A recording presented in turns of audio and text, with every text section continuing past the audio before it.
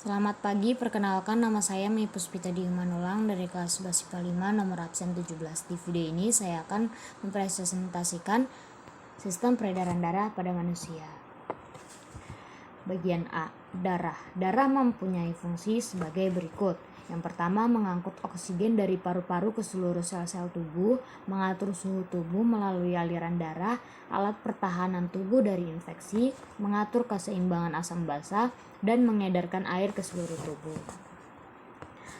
Komponen darah. Komponen darah terdiri dari yang pertama adalah sel darah merah atau eritrosit. Eritrosit berbentuk diskus atau cakram, tidak berinti, mengandung hemoglobin, dan hidup sekitar 120 hari dan diproduksi di sumsum tulang. Yang kedua ada sel darah putih atau leukosit. Leukosit bentuknya bervariasi, tidak mengandung hemoglobin, memiliki inti sel dan bergerak seperti amuba. Yang ketiga ada keping darah atau trombosit.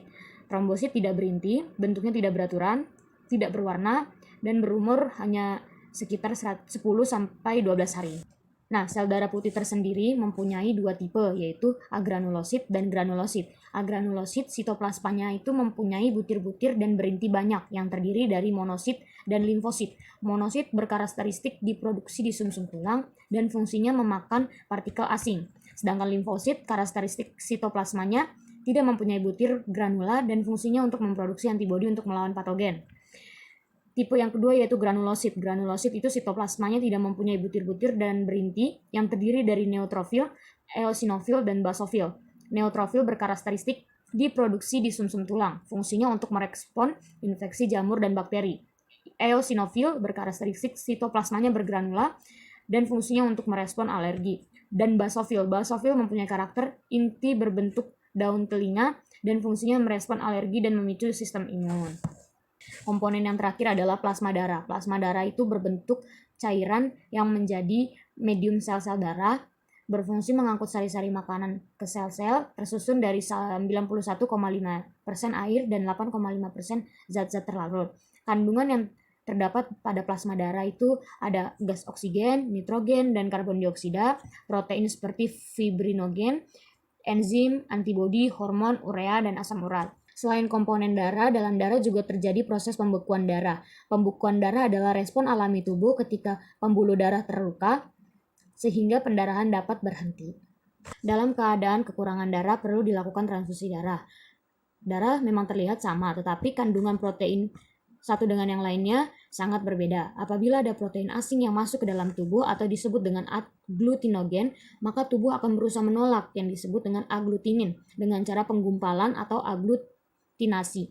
Pada tahun 1900, Karl Landsteiner, seorang ahli patologi, menemukan perbedaan agglutinogen dan agglutinin yang terkandung dalam darah manusia. Atas dasar inilah, Landsteiner memperkenalkan sistem penggolongan darah ABO yang membedakan golongan darah menjadi 4 golongan. Golongan darah A hanya bisa mendonorkan darah kepada golongan darah A dan golongan darah AB dan menerima darah dari golongan A dan O. Golongan darah B hanya bisa mendonorkan darah kepada golongan darah B dan AB dan menerima dari B dan O. Golongan darah AB hanya bisa mendonorkan darah kepada golongan darah AB saja dan menerima darah dari semua golongan darah. Oleh karena itu, golongan darah AB disebut sebagai resipien universal atau golongan darah O bisa mendonorkan darah kepada semua golongan darah dan menerima darah dari golongan O saja. Oleh karena itu, golongan darah O disebut sebagai donor universal atau yang bagian C yaitu alat-alat peredaran darah dan proses peredaran darah.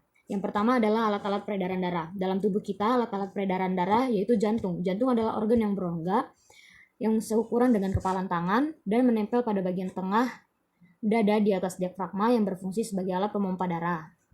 Jantung terdiri atas 4 ruang, yaitu serambi kanan, serambi kiri, bilik kanan, bilik kiri. Bilik merupakan ruangan jantung yang berfungsi memompakan darah keluar dari jantung.